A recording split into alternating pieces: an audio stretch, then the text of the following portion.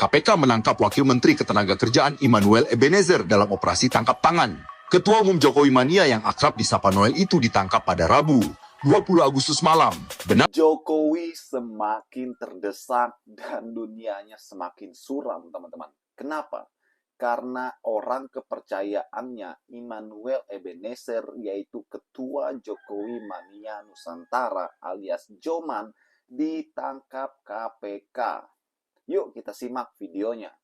Wakil Menteri Tenaga Kerja Immanuel Ebenezer ditangkap KPK, diduga lakukan pemerasan.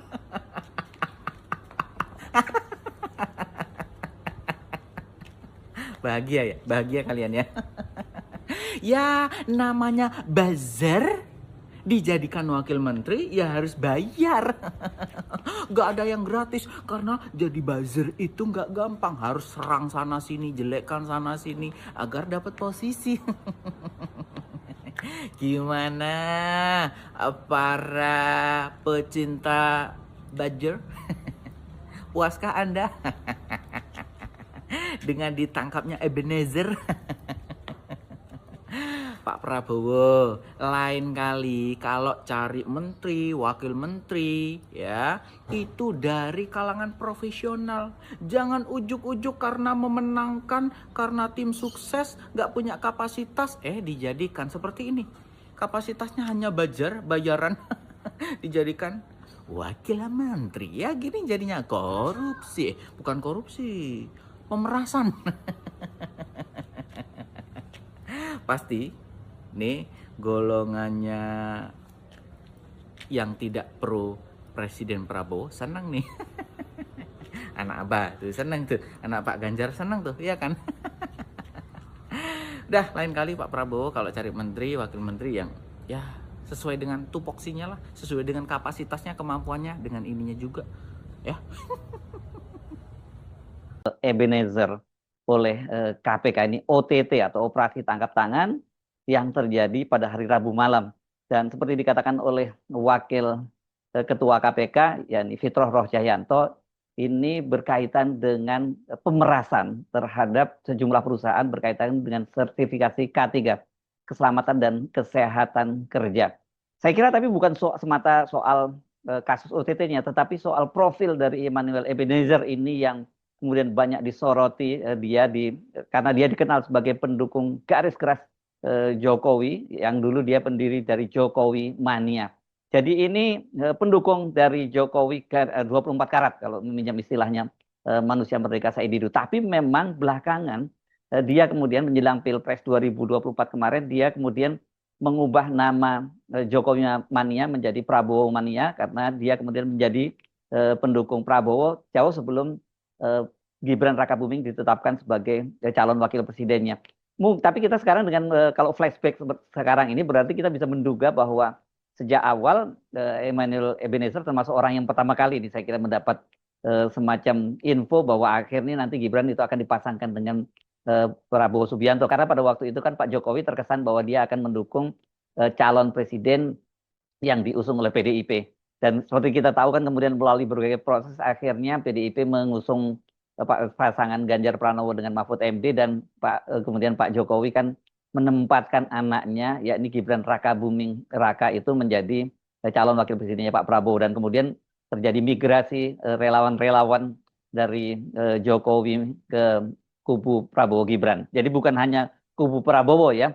Nah sekarang kita mulai bahas ini, menarik sekali kenapa ini cukup mengejutkan, karena dalam beberapa pekan terakhir ini terlihat ada gerakan-gerakan yang cukup mengejutkan yang dilakukan oleh KPK berkaitan dengan OTT ini. Beberapa, bukan hanya OTT, tapi beberapa kasus yang diungkap oleh KPK itu mulai menyasar orang-orang dekat dan pendukung dari Jokowi.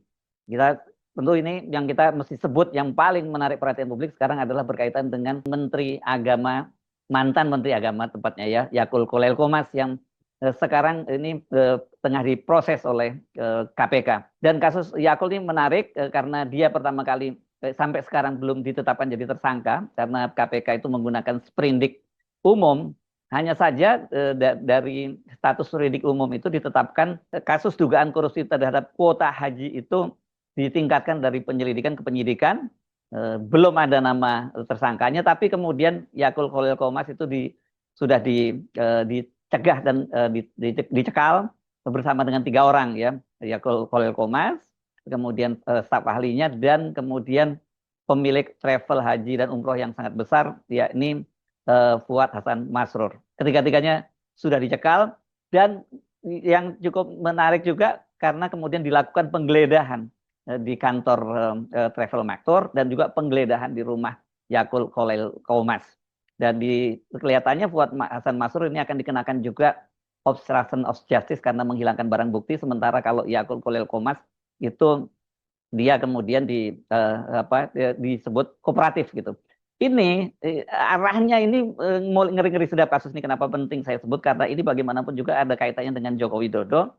Yang pertama itu adalah kuota haji itu sebetulnya diperoleh oleh Joko Widodo dari Pangeran Muhammad bin Salman, dan yang ini berkaitan untuk antrian yang cukup panjang dari jemaah haji Indonesia. Yang kedua adalah yang paling mencurigakan, mengapa pada saat pansus haji bekerja itu kemudian Yakul Khalil Qomas itu bisa meninggalkan Indonesia dalam jangka waktu yang cukup lama sampai kemudian pansus haji bekerja selesai. Jadi ya ini ada 2 kemungkinan, dia mendapat penugasan dari Pak Jokowi, yang kedua dia mendapat izin dari Pak Jokowi. Dua-duanya mencurigakan, mengapa pansus sedang bekerja kemudian malah Menteri Agama yang biasanya urusannya di dalam negeri lebih banyak pergi ke luar negeri, mulai dari Arab, ke Vatikan, ke Italia, ke Perancis, ke Abu Dhabi, bahkan ke Uni Emirat Arab maksud saya, dan kemudian juga ada yang menyebut juga ke Jepang. Itu kasus yang sangat menarik perhatian. Yang kedua itu adalah kasusnya mantan Menteri Pendidikan Ristek Nadiem Makarim, yang ya, berkaitan dengan korupsi notebook pada saat dia masih menjabat menjadi menteri. Kan kasus ini sebenarnya sudah ditangani oleh kejaksaan dan sudah ditetapkan beberapa orang tersangkanya. Nadiem tidak masuk dalam tersangka itu, staf ahlinya masuk di situ. Tetapi kemudian KPK juga memanggil Nadiem Makarim untuk melakukan pemeriksaan. Ya, itu yang kedua. Yang ketiga, kasusnya juga ini berkaitan dengan pendukung juga, dari pendukung garis keras juga ya, meskipun karena dia pejabat negara, yakni Khofifah Indar Parawangsa. Ini berkaitan dengan bantuan untuk kelompok masyarakat dari APBD Provinsi Jawa Timur. Khofifah sudah diperiksa juga oleh KPK, tapi sampai kalau Khofifah kelihatannya kasusnya sampai sekarang nggak berlanjut ya. Walaupun menurut pengakuan mantan Ketua DPRD Jawa Timur, ini kader PDIP, ya bantuan-bantuan semacam itu pasti diketahui oleh Gubernur Khofifah Indar Parawangsa. Tapi kita tidak tahu. Yang jelas belum terlihat progresnya. Yang terlihat progresnya maju itu adalah kasusnya Yakul Khalil Qomas. Dan sekarang kalau ini nggak ada gigi mundur lagi ini. Walaupun KPK sekarang dengan undang-undang yang baru bisa melakukan SP3 penghentian penyidikan, tapi kalau namanya udah OTT itu kan pasti ini akan jalan terus. Apalagi sudah dipublis ini ya. Nah ini kaitannya dengan Immanuel itu tadi. Halo teman-teman, berjumpa bersama saya di Danker 94. Teman-teman, ini menarik untuk kita bahas bagaimana Jokowi mempunyai relawan, dan relawan beliau ini sangat banyak teman-teman ya. Yang terbesar sih bagaimana Projo ya, Pro Jokowi, ketua umumnya adalah Budi Ari yang sekarang adalah Menteri Koperasi teman-teman. Dan ada lagi relawan Jokowi yang namanya Jokowi Mania Nusantara atau Joman, sekarang diketuai oleh Immanuel Ebenezer yang juga Wakil Menteri Ketenagakerjaan. Nah, si Immanuel inilah ditangkap KPK, teman-teman. Ini menarik ya. Orang-orangnya Jokowi semakin disingkirkan. Orang-orangnya Jokowi semakin banyak yang bermasalah. Itu termasuk Budi Ari itu bermasalah, teman-teman ya. Pada saat ingat pada saat Menteri Kominfo ya, zamannya Budi Ari, banyak anak buahnya ditahan kepolisian itu lantaran terlibat dalam kasus judol. Ya, namun nasib baik aja Budi Ari itu mungkin ada kekuatan politik sehingga beliau masih aman. Nah, si Immanuel Ebenezer ini, teman-teman, ya, ketua Joman Jokowi Mania Nusantara, ini pun ditangkap KPK, ya, lantaran mempunyai kasus yaitu pemerasan terhadap perusahaan-perusahaan yang terlibat, ya, atau sertifikat K3, sehingga Immanuel Ebenezer ini mungkin melakukan pemerasan. Itu dugaan sementara, ya, teman-teman.